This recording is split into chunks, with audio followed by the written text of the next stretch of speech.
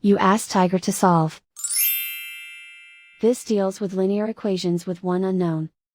The final result is a equals -4/7. Let's solve it step by step. Simplify the expression. Expand the parentheses.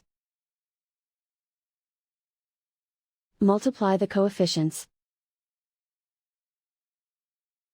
Simplify the arithmetic. Swap sides.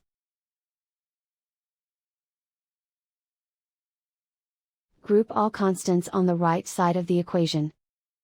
Subtract 42 from both sides. Simplify the arithmetic.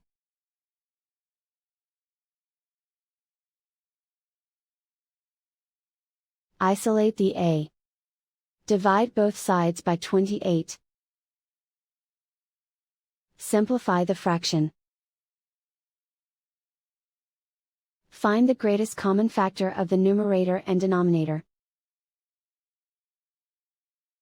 Factor out and cancel the greatest common factor. And so the final result is a equals -4/7.